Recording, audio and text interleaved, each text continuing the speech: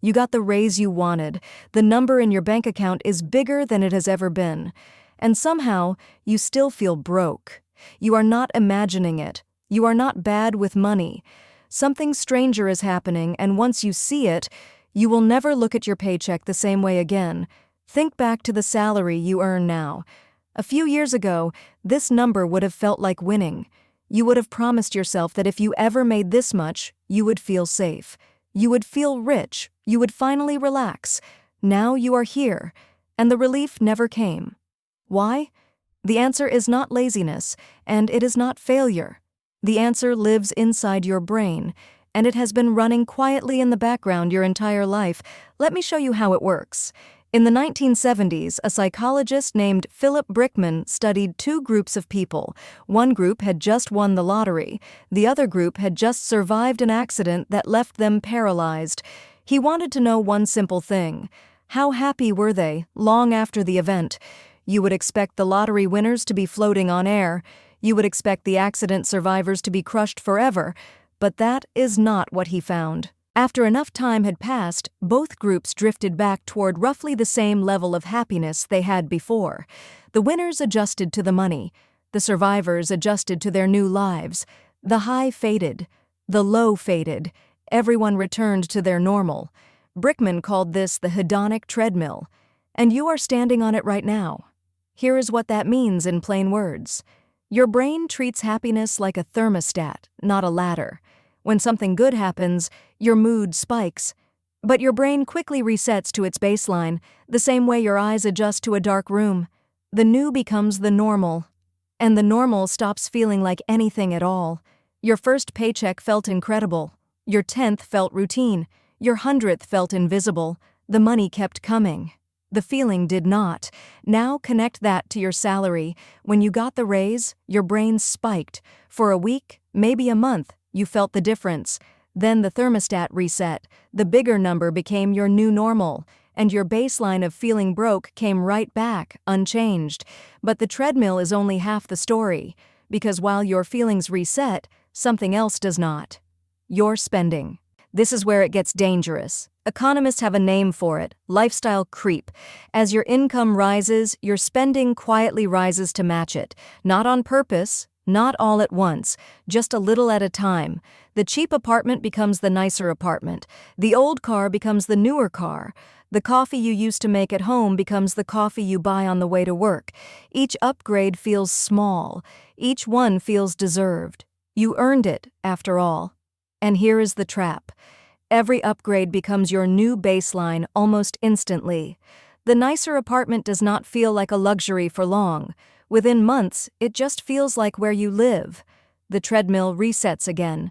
But now your costs are permanently higher, so you earn more, and you spend more, and you feel exactly the same.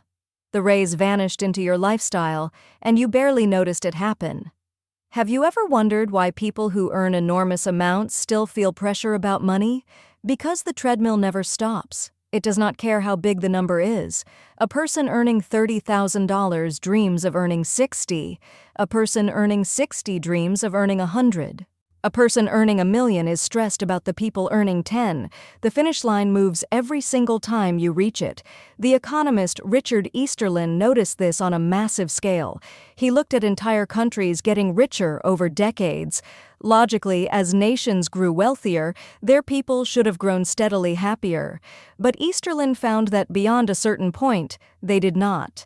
Average happiness stayed surprisingly flat, even as average income climbed. This became known as the Easterlin paradox.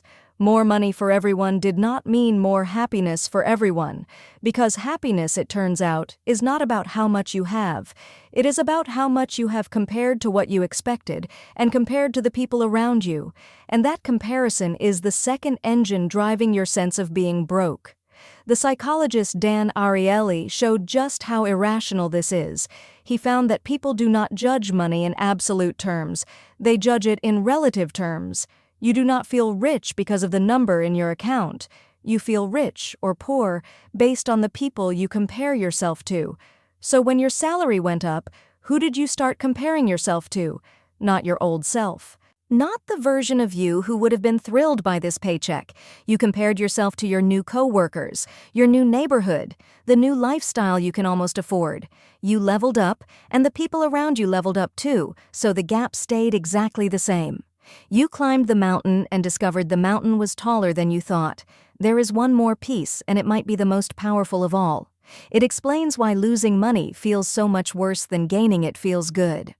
In the late 1970s, two psychologists, Daniel Kahneman and Amos Tversky, ran a series of now famous experiments.